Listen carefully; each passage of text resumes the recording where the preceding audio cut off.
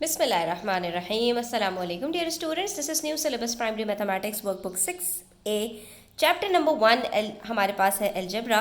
और आज हम रिव्यू के कुछ क्वेश्चंस करेंगे। तो आ जाइए पेज नंबर 17 पर, वीडियो को एंड तक ज़रूर देखिएगा। अच्छी लगे तो लाइक कमेंट शेयर कीजिएगा। चैनल सब्सक्राइब नहीं किया तो बच्चों प्लीज़ सब्सक्राइब कर लिया करो। क्वेश्चन नंबर 1 में हमारे पास कह रहे हैं simplify each of the following expressions. ये जो वर्ड सिंप्लीफाई लिखा हुआ है ना, इस चीज़ का मीनिंग समझ लो बच्चों। सिंप्लीफाई होता है सिंपल से। सिंपल का मतलब क्या होता है? एक चीज़ जो बिल्कुल आपको सादी सी नज़र आ रही हो, जो बिल्कुल सिंपल हो, जो आसान हो, जो सबके लिए समझना, जिसको किसी को समझाने की ज़रूरत ना हो।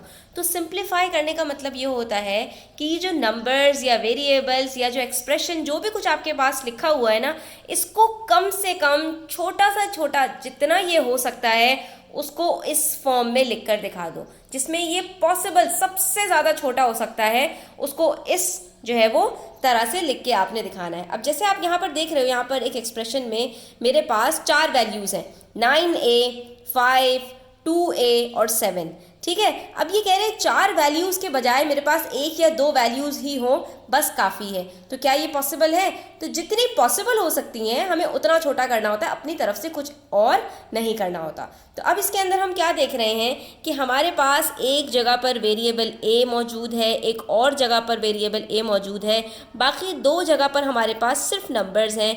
तो हमने बस इन्हीं चीज़ों को पकड़ लेना है। ठीक है। जो सेम चीज़ें नज़र आए ना बच्चों, उसको आपने सेम तरीके से कोई सिंबल लगा देना है। जैसे मैंने यहाँ पर a के नीचे डैश लगा दिया, इसका मतलब ये हुआ बच्चों कि जब सेम वेरिएबल्स नज़र आए तो वहीं पर मैंने ये इरादा कर लिया कि भाई ये दोनों तो ऐड या जो सब सब्ट्रैक्शन जो कुछ हो रहा है वो हो जाएगा। तो यहाँ पर 9A है और 2A है। तो बच्चों मैं यहाँ पर आपके सामने पहले इसको सीक्वेंस में लिख के दिखा देती हूँ ताकि आपको कन्फ्यूजन ना रहे। और बाकी जो 5 और 7 है उसको हमने अलग कर दिया। ठीक है, ये मल्टीप्लिकेशन नहीं है, एडिशन ही है। ठीक है, 5 + 7, यानी अब इन दोनों के दरमियान में ऑपरेशन मुमकिन है और इन दोनों के दरमियान में भी मुमकिन है। तो मैंने क्या किया, सिंपल 9 को 2 के साथ ऐड किया, 11 आया, a को एज इट इज़ लिखा, प्लस का निशान लगाया, 5 + 7 12, ये मेरा आंसर आ गया। और ये मेरी देखो 4 वैल्यूज से सिर्फ 2 वैल्यूज रह गई।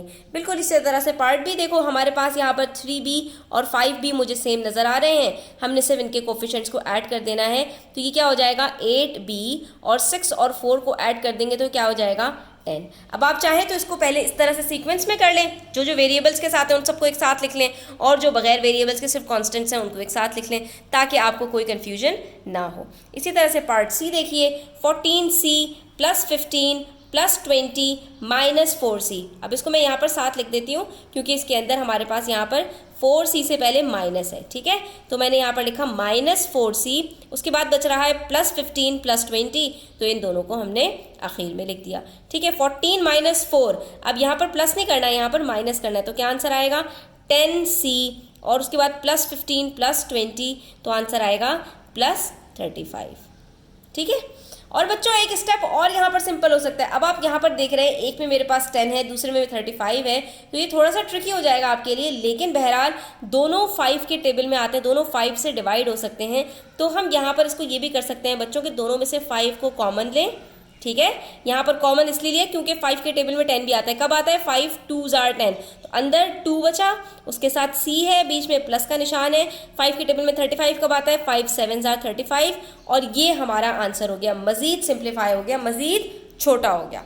ठीक है, तो हम इसको ऐसा भी कर सकते हैं, जैसे यहाँ पर 8 और 10 दोनों हमारे पास 2 के टेबल में आते हैं, तो हम इसको 2 के टेबल से सिंप्लीफाई कर सकते हैं। यानी 2 मैंने बाहर रखा, ब्रैकेट खोला, 2 4s are 8 होता है, b को b के साथ उतारा, प्लस 2 5s are 10 होता है, तो ये मेरे पास एक्सप्रेशन बन गई।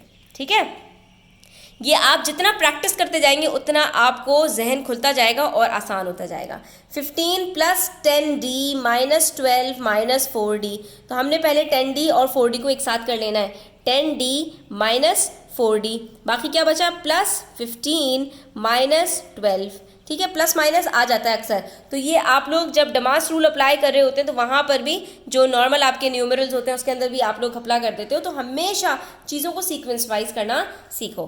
तो अब यहाँ पर क्या कर रहे हैं हम, 10D - 4D, 10 - 4 क्या होता है, 6D, और फिर +15 - 12, तो 15 - 12 क्या होता है, 3, तो +3। अब यहाँ पर ये दोनों भी हमारे पास सिंप्लीफाई हो रहे हैं, तो हम कैसे कर सकते हैं, 3 कॉमन ले लेते हैं दोनों में। अंदर क्या आ जाएगा, 3 2s are 6 d as it is plus 3 1s are 3। तो ये एक्सप्रेशन मेरे पास 3 बाहर आ गया, 2d + 1 अंदर चला गया।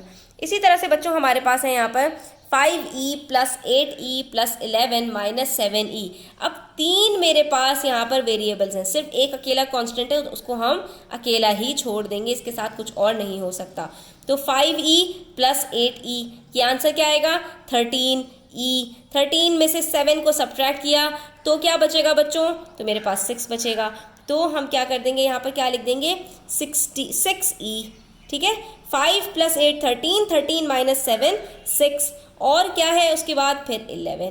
तो ये हमारे पास आंसर आ जाएगा 6e + 11। कितना सिंपल है, ठीक है। इसी तरह से यहाँ पर है 7f - 6f, और बाकी 3 कांस्टेंट्स हैं, तो 3 कांस्टेंट्स को अलग से कर लेंगे। तो 7f - 6f, क्या बचेगा बच्चों, ओनली f। ठीक है, 7 - 6 1, f होता है तो 1 लिखने की ज़रूरत नहीं है। फिर बाकी क्या बचा, +9 - 2। 9 - 2 क्या होता है बच्चों, 7। 7 - 7 क्या होता है बच्चों, 0। तो हम यहाँ पर क्या लिखेंगे, +7 - 7। 7 7 के साथ कट हो गया, सिर्फ क्या बच जाएगा, f बच जाएगा, जो कि हमारे पास ये आंसर हो जाएगा। ठीक है बच्चों, तो इस चीज़ को आपने बहुत ज़्यादा ध्यान रख के करना है ताकि आपसे कोई भी सिली मिस्टेक्स ना हो। आज के लिए इतना ही। Thanks for watching the video till the end. Take care. अल्लाह हाफिज़।